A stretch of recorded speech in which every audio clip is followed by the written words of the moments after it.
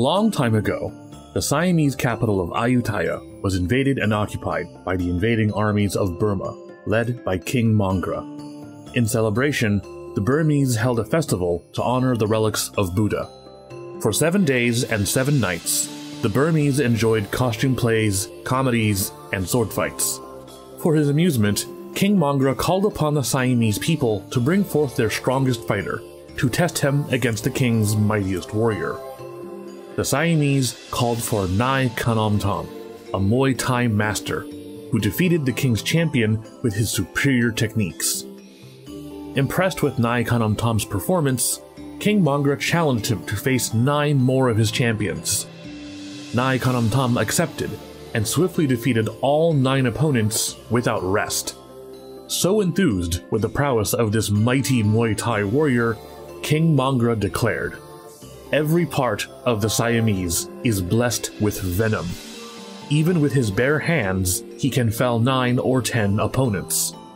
But his lord was incompetent and lost the country to the enemy. If he had been any good, there was no way the city of Ayutthaya would have ever fallen.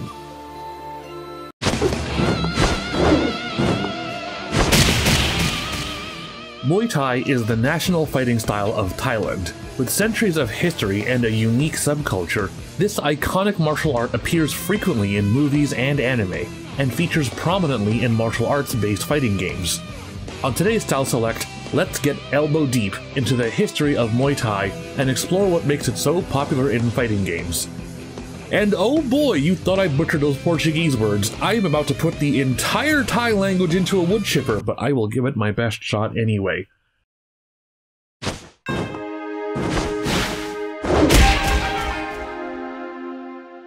Muay Thai was first observed and recorded by a French diplomat visiting the Kingdom of Siam in the year 1687. Muay Boran, a more generic term for Siamese martial arts, was taught to Siamese soldiers as a wartime martial art, but was also practiced as a spectator sport for festivals and celebrations in temples and in the courts of royalty.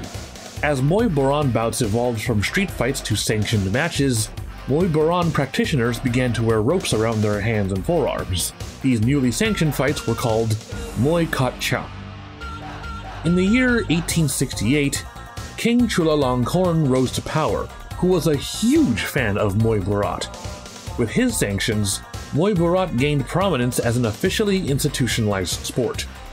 Over the next few decades, schools and gyms would open up, and Muay Borat fighters began to cross-pollinate their techniques with British boxers. The first official fighting ring was opened in 1921 with codified rules and regulations, and the style officially took the name Muay Thai. As a martial art practiced at both religious festivals and as a sport of kings, Muay Thai maintains a number of traditions that are still practiced today. The traditional wear of Muay Thai fighters is the Mongkol headband and the Prajiad armbands. In times of war, soldiers would wrap their Mongkol from the clothing of a loved one, for good luck and protection from harmful spirits. In modern day, the Mongkol is used to represent one's gym. A trainer would often take their own Mongkol and hang it at the corner of the ring for good luck. Muay Thai fighters also partake in a sort of ritual called Wai Kru Ram Muay, somewhere between a traditional greeting and a war dance. Fighters would offer prayers to each corner of the ring, to honor Buddha, Dharma, and their local sect of monks. The fighters then converge to the center, where they show respect and honor to their teachers, family, ancestors, and in times of yore, the king whose court they fight in. The Ram Muay is personal to each fighter, and not every Ram Muay is the same. This sort of personal expression allows each fighter to internalize Muay Thai as a form of their own.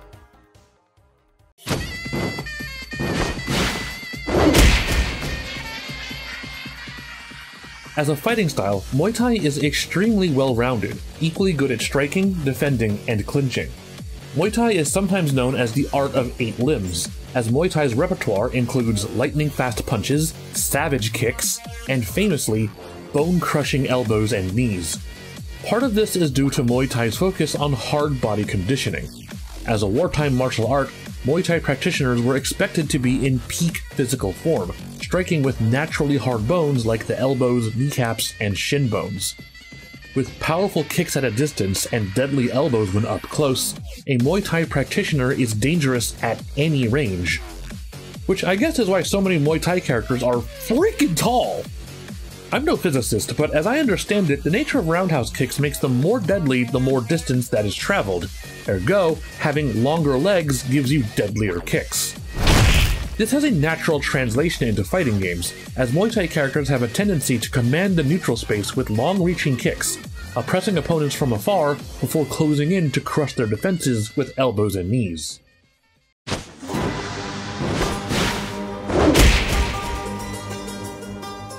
Muay Thai's arsenal is not flashy, but consists of basic strikes with many variants and degrees of uses.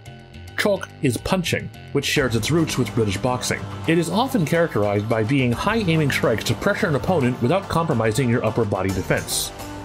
Sok is elbow strikes, infamously the most dangerous of Muay Thai's techniques, to be used in combination with Chok and in close quarters.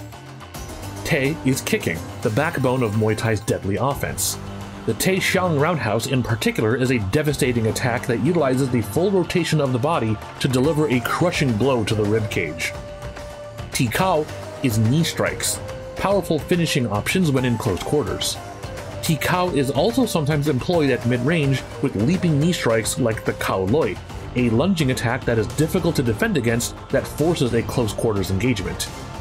Teep is push kicks, a defensive maneuver meant to create space and push enemies back to mid-range. Different fighters may value one family of techniques over another, letting each individual Muay Thai fighter personalize their style based on what they favor.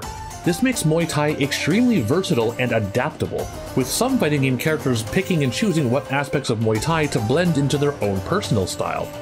Some fighters make use of Muay Thai's mobility, utilizing its exceptional leg power to spring into the air with flying kicks or knees.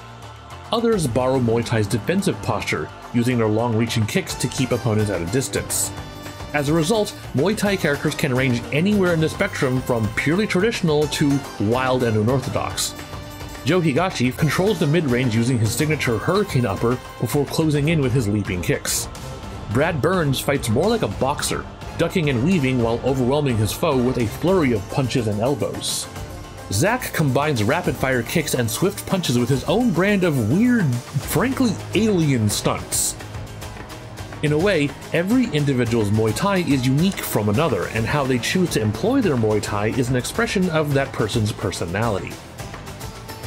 Muay Thai is a versatile and easily recognizable style that can be employed by heroes, villains, and anyone in between.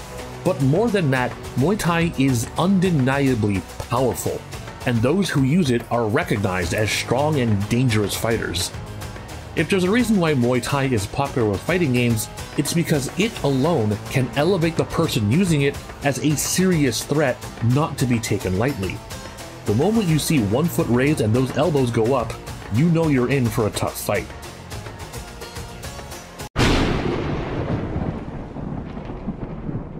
Select your fighting style!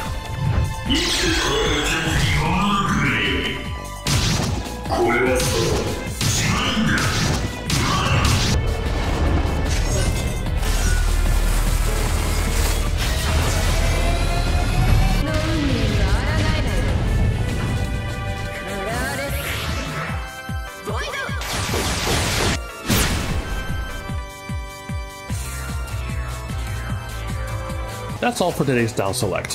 What do you think about Muay Thai characters in fighting games? Be sure to subscribe and hit the notification bell for more content from Sugar Punch. We also have a Patreon where patrons get early access to future videos and can vote on future episodes of Style Select. I'm ABI, and I'll see you next time.